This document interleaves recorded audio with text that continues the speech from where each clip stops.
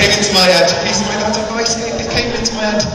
And he said, if someone is threatening towards you, do this. He said, if a gang or a paedophile or an old woman, now I never know why he said an old woman, because what can an old woman do that's threatening towards you, apart from lying to you as a kid and go, I know where your house is. Back off, Doris, you don't even know where your fucking house is. If a gang or a paedophile or an old woman coming to you whilst you're on your own, the first thing you should do is spit on the floor. It'll make you look manly. Then give him a crazy look straight in the eyes. He said that should work. But if you've got a really persistent paedophile, by persistent I mean he's got a one bar in one hand and his cock in the other, he says today's a 2-for-1 special, do this. He said spit on the floor, give him a look in the eyes and then say something random yet cultured to him. So I got camp, I got nervous, I went to, I dribbled a little bit and just went, to be or not to be? That is the question. No, I never knew the answer to that question was waking up in hospital 3 days later with an old boot up your arse. But it was! Great to be back in Liverpool. Anyone remember me? Me. Oops. Thank you. Anyway, yeah, it's great to be back. Brilliant place, got a great sense of humour. Yeah, you can laugh at yourselves. Plus, the women are fit. That's up until the point when I speak. And I think, you sound like you're going to rob me. Before we start, I've got a little bit of confession to make. I had a wank over his girlfriend last night. Yeah, I know I shouldn't have done it, it was very wrong of me, but to be honest, I did have a spare set of keys and she's a deep sleeper, so, you know. Do you all like my big bushy hair that you're looking at right now? Yeah, oh, you were very certain of that because you've got a big bushy hair, but it's flat, right, yeah, good, cool, hi. Fantastic, you a bit too enthusiastic, fantastic, good, cool. Yeah, repeat myself. I'm very happy with this hairdo I've got. I've been growing it for about a year now, and I like to feel that it really puts me back in touch with my mixed racial background, you see, because I'm actually half human, half microphone. That's got a bit fun. I was blown away. Met a lovely alien the other day. He was down to earth. Do this thing like you do it with kids as well. You can't say certain words in front of your kids or your pets. Like you've got a dog, you can't say walkies. If you've got a kid, you can't say sweets, he gets excited. So you spell these certain words out so he doesn't understand what's going on. I met a guy who had a Russian bride. And when he was describing these like deviant nights out with his mates, he used to do that same thing, describing bits of the night out he didn't want his Russian wife to know about. So he comes up to me one night and he goes, "Hi Jamie, I had a cracking night last night. Ended up going to a B-R-O-F-F-E-L. Now if you don't get that already, you can't spell. A bit flaw to the plan. So he goes, I went to a B-R-O-F-F-E-L. But I think I might have caught C-L-A-N-E-D-I-A.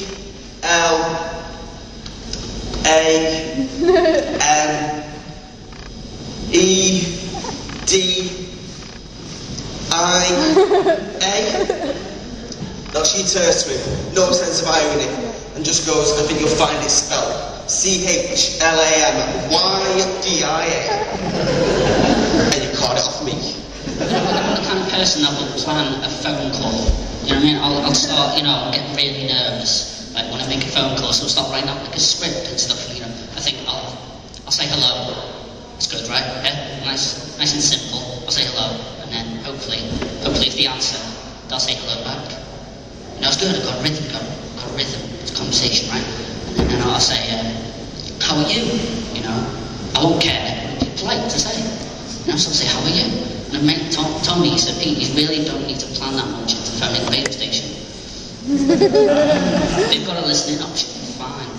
I think there's 3 places where clapping just isn't acceptable. Number 1, when you're on a plane and it lands. Like, who's so excited or shocked that a plane's actually done its job, they need to give it a fucking round of applause. It's your own fault if you book with EasyJet. Number 2, it's not acceptable to clap at a Westlife gig. Like, who's clapping for able-bodied Irishmen standing up in the key change of a song? Yeah, it's a different story if it happens to Stephen Hawking's gig and he does it, yeah, clap away. At Westlife though. Imagine that. Stephen Hawkins doing the hits of Westlife. This isn't the impression, I'm just going into it. I'm flying without wings. Yeah. That's great, Stephen. But you're not walking without wheels yet, are you? So can you just fuck off, mate? Cheers. Some people not liking the disabled jokes there, so I'll cut out the time when I play Guess Who with David Blunkett. I'll miss that story out. But, and number 3, don't clap straight after sex. Just makes things awkward, doesn't it? And I found out the hard way. The girl clapped me, and it wasn't one of those enthusiastic claps. It was one of those slow, disappointed claps. As if it was the worst 30 seconds of her life. No, but seriously, I didn't used to like having and growing my hair like this, because as a child I used to think if I had hair, it draws attention to my slightly large forehead. And I think that's true, you know. But when I was a kid, I used to try and do like different things to try and reduce the size of my forehead all the time. Can I do the most effective method for you? Yeah. Yeah? Okay, right. I used to walk around like this all the time. I go to the kids and I'll be like, hey guys, how are your foreheads? Tiny? Snap! When you first start out, you do, people you haven't met for a long time, they go, oh, you start out stand-up. You go, yeah. You go, enjoying it? Go, yeah. And then the next question is, have you done any bad gigs yet? They don't care about the fucking good gigs, like, just the bad gigs where you die in your ass. And my worst gig was in a Derby. The 3rd gig was in a Gong Show. And yeah, guaranteed 2 minutes, like. And at the bottom was a student night. So I thought, yeah, it'd be a good idea. I started off with this. I go, just out of interest, is there any prostitutes in tonight? There's nothing. It's just like this. You know? So I followed that by saying, well, that's a surprise, because I thought a student was just another term for what? I didn't even get that. I got fucking silence as well. Longest 2 minutes of my life, anyway. So it's just like I got gonged off there as well. Long journey over. So, I like to record all my telephone conversations for training purposes only. Youths in Asia are committing suicide. My chance of losing weight is pretty slim. But the worst thing about having a shit hairline, right, is that everyone mistakes a shit hairline for a receding hairline, right? So for as long as I could remember, people would come up to me and be like, you know, Lewis, your hairline's receding, it's receding, you know, that's a sign of aging. I was like 4 at the time. I'm on Facebook, because my real friends don't talk to me. I think Britain should have a black Prime Minister. Then it would be a welcome Parliament.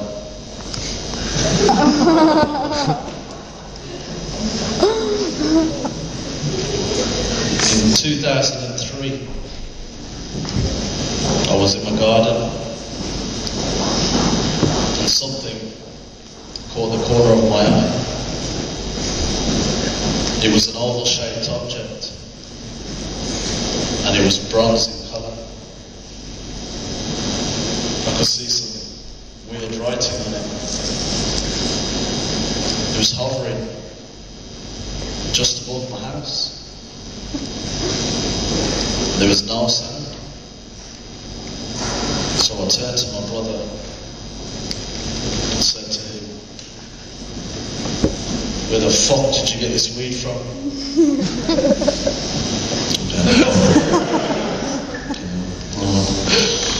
I tried.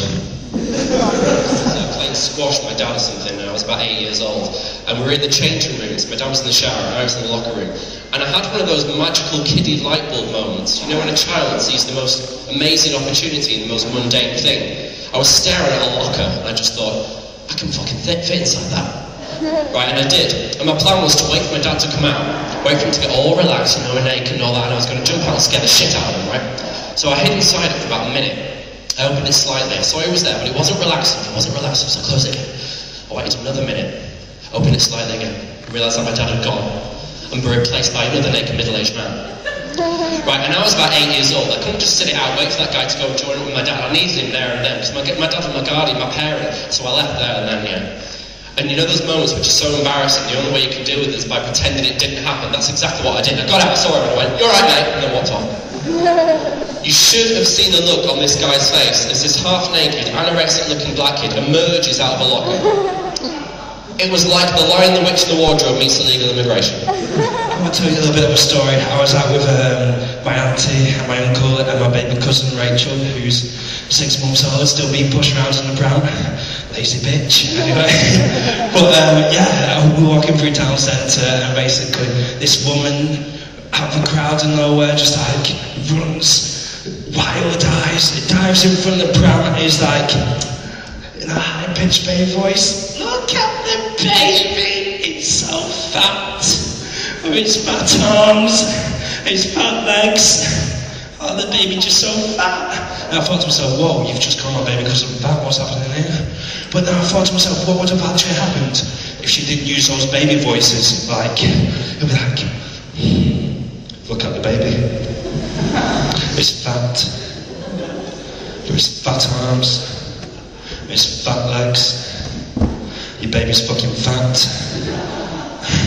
But then I thought to myself, what about if we use like baby voices in real life situations, like this woman that has done to get out of awkward things, like breaking up with someone, yeah? It's like, I just don't want to be with you anymore, and I love you, but I'm not in love with you, and you're so fat, and your body's repulsive, and your lazy eye is so distracting. Yeah, it didn't really go down that well, to be honest. Isn't there a joke? It's just changed, isn't it? Used to have this book about psychology. Like halfway through it, I thought, I'm reading too much into this.